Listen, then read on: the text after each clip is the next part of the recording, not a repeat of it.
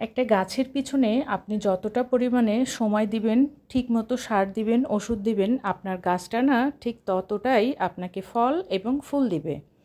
ঠিক তেমনি আপনি আপনার সংসারের পিছনে যতটা সময় দিবেন, আপনার সংসারটা ততটা সুন্দর, গোছানো, পরিপাটি থাকবে। আসসালামু আলাইকুম এভরিওয়ান, কেমন আছেন সবাই? আশা করি সবাই ভালো আছেন। আমিও আছি আলহামদুলিল্লাহ ভালো।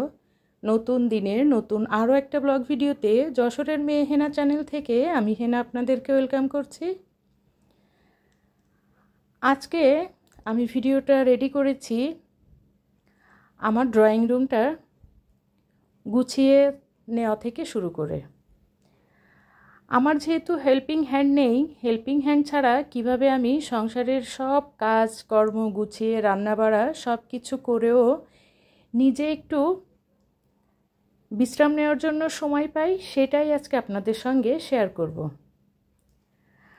আমি যেহেতু আগের সোফার কভারটা ধুয়ে দিয়েছিলাম, তো আজকে নতুন একটা সোফার কভার আবার বিছিয়ে দিয়েছি, সঙ্গে কুশন কভারগুলোও চেঞ্জ করে দিয়েছি। আর মাশাল্লাহ দেখতে কিন্তু অনেক সুন্দর লাগছে। আমি এখন আপনাদের সামনে যেমন 1 মিনিটে শেষ করে ফেলেছি, এই কাজটা করতে না আমার অনেক সময় লেগেছে। আমি সবগুলো ফার্নিচার সরিয়ে মুছে নিয়েছি, তারপরে ফ্লোর মুছে নিয়েছি। আসলে একা হাতে এই কাজগুলো করতে অনেকটাই সময় লাগে। যদি আমি কালকে অর্ধেক করে না রাখতাম, তাহলে আজকে সারা দিনটাই দেখা যেত আমার এই ড্রয়িং রুমটার পিছনেই শেষ হয়ে যেত, আমার অন্যান্য কাজগুলো জমে যেত। তো আমি গতকালকে সুপার কভারটা উঠিয়ে ধুয়ে দিয়েছিলাম, সঙ্গে যে আর্টিফিশিয়াল ফুলগুলো থাকে সেগুলোও কিন্তু সব ধুয়ে দিয়েছিলাম।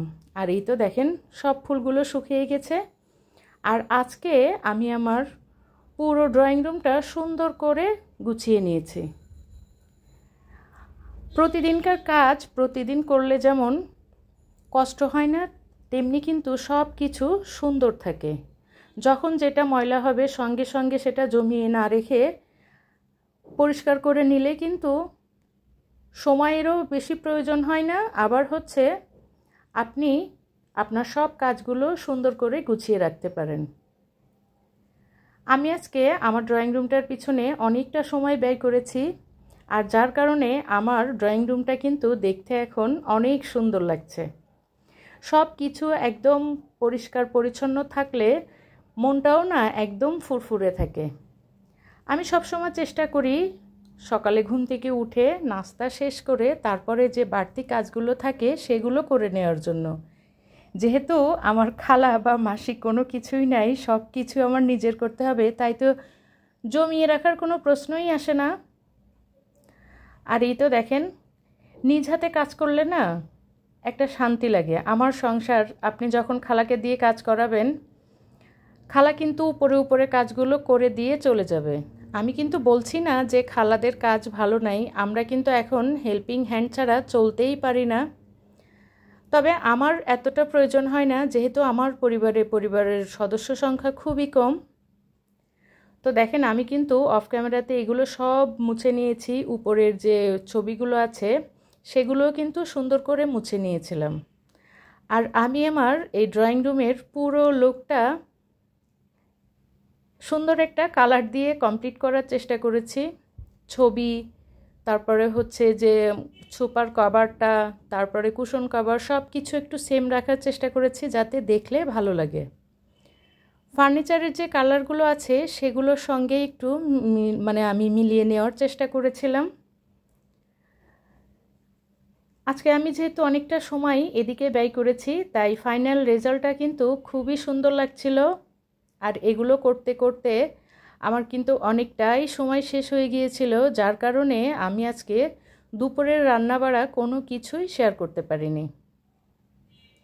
প্রতিদিনই কোনো না কোনো ভারী কাজ আমার এখন থেকেই যাচ্ছে, যেহেতু আমি অনেক দিনই ছিলাম না, আর সব জায়গায় কিন্তু প্রচুর পরিমাণে এলোমেলো ধুলাবালি পড়ে জমে গিয়েছে। এখন আমি অফ ক্যামেরাতেই সব কাজ গুছিয়ে নিচ্ছি, আর এরপর থেকে সব কিছু কিন্তু আপনাদের সঙ্গে শেয়ার করব। কারণ এখন যদি আমি শেয়ার করি, এমনিতেই ভিডিওগুলো সেভাবে দেখা হয় না, তারপরে আবার অনেক বড় হয়ে যাবে, আপনারা বিরক্ত হয়ে যাবেন। আমি চাই না আপনারা আমার উপরে বিরক্ত হন। আর এই তো দেখেন সব কাজ গুছিয়ে নিয়ে অফ ক্যামেরাতে অন্যান্য ঘরগুলো মুছে নিয়েছি, আর এখন চলে এসেছি আমাদের যে ড্রয়িং রুমের বা ডাইনিংয়ের যে বেসিংয়ে যে টাওয়াল থাকে, আর আমি সবসময় রান্নাঘরের কাছেও একটা টাওয়াল রাখি, সেগুলো একটু গরম পানি দিয়ে তারপরে হচ্ছে হুইল পাউডার দিয়ে ভিজিয়ে ধুয়ে দিয়েছি। আর এগুলোতে একটু গরম পানি দিয়ে ধুলে না এগুলো সুন্দর পরিষ্কার হয়ে যাবে। অনেকটা সময় ভিজিয়ে রেখেছিলাম, তারপরে দুপুরে রান্নাবাড়া শেষ করে গোসল করে কিছুক্ষণ রেস্ট করেছি, আর এখন চলে এসেছি সন্ধ্যায়। আজকে দুপুরের খাবারটা আমি খুবই হালকা রেখেছিলাম, যার কারণে আজকে সন্ধ্যায় হালিম রান্না করব। আর সন্ধ্যায় কিন্তু অনেকটাই সময় ছিল, আজকে আমি খুব মজা করে গরুর মাংস দিয়ে হালিম রান্না করেছি। আমরা সবাই কিন্তু হালিম রান্না করতে পারি, তাই কিন্তু আমি রেসিপিটা একটুও শেয়ার করিনি। আর এই তো ফাইনালি আমার হালিমটা কমপ্লিট হয়ে গিয়েছে। আমি উপরে একটু সৌন্দর্যের জন্য কিছু বেরেস্তা দিয়ে দিয়েছি, আর দিয়েছি হচ্ছে আমার নিজের গাছের পুদিনা পাতা, আর কিছু লেবু দিয়ে সুন্দর করে ডেকোরেশন করে নিয়েছি। খাবার যেরকমই হোক না কেন একটু যদি সাজিয়ে গুছিয়ে পরিবেশন করা হয় তাহলে না খেতে আমার মনে হয় মজাই লাগে। যাই হোক, জানি না কে বা কারা এখনও আমার ভিডিওটার সঙ্গে আছেন।